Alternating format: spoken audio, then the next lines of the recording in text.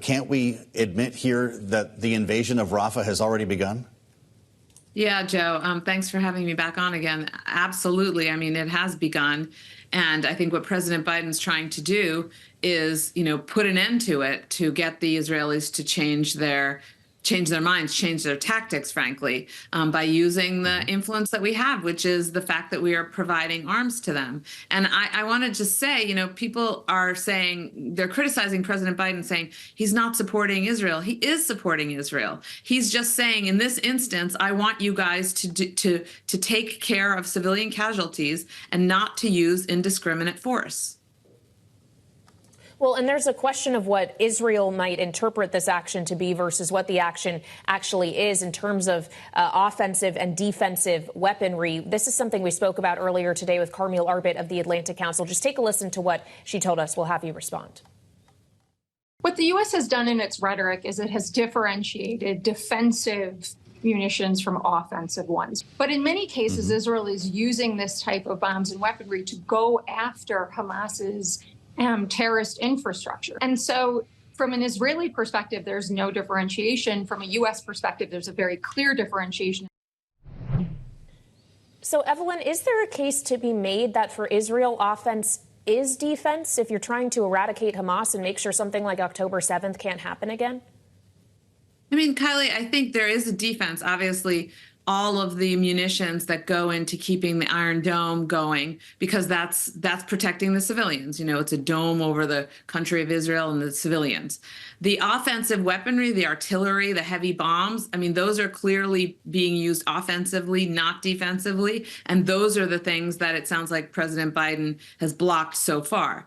But he is signaling, that Israel is not getting a blank check. Again, we are, of course, Israel's ally, but because we provide Israel with so much support, we have the right to, make certain demands upon the government. We've been trying to delineate about what it is, which weapons we're talking about specifically here, Evelyn. You're helping us do that. Of course, the supplemental emergency budget that just passed and the president signed into law has to do with replenishing the Iron Dome and other defensive measures. The shipment that was stopped includes 1,800 2,000-pound bombs, 1,700 500-pound bombs. And the one that is being reviewed right now includes more than 6,000 what are called joint direct attack munitions, which essentially make dumb bombs smart. In this case, adding precision-guided technology to these bombs. Wouldn't that, in fact, give the IDF more opportunity to strike with precision and limit civilian casualties? Yeah, Joe, I mean, that might be a case of where the administration got a little too far ahead of themselves. But, I think the bigger point to make is that, over 34,000 people, according to the Palestinian officials, and nobody has another lower figure to offer. It's certainly in the thousands. Innocent civilians, mostly children, have died.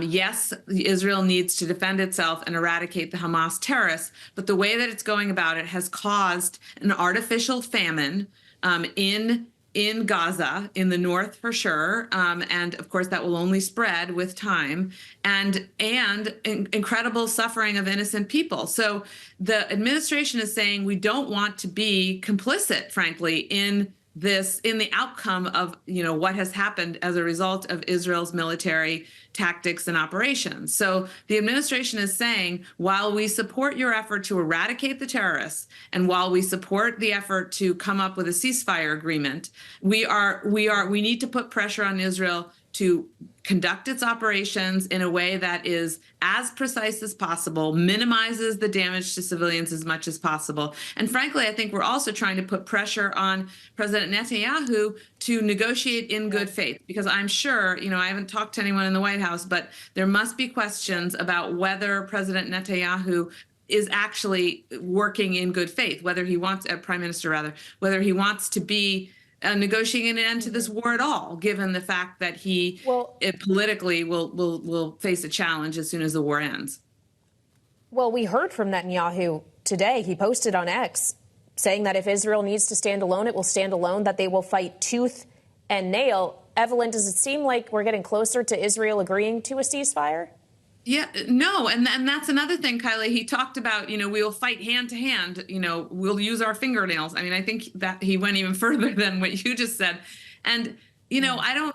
Yes, I'm sure the Israeli people feel frustrated and they feel angry and they feel rightfully, that they want to put an end to the threat on that border. But the reality is that that's not the way to get security for the Israeli people. Conducting this war, continuing the war in the way that they are right now isn't going to help. And frankly, what we're hearing is that the number of hostages, it's no longer what we expected, over 100 hostages. There may be far fewer right now because hostages are also dying under these conditions. So I think Netanyahu's position, I'm not sure whether it's widely supported by the Israeli people or not. I think that's hard to ascertain. But clearly it's in the U.S. interest to bring this conflict, this phase of the conflict, this bloody conflict, to an end as fast as possible. We have other issues that we need to deal with.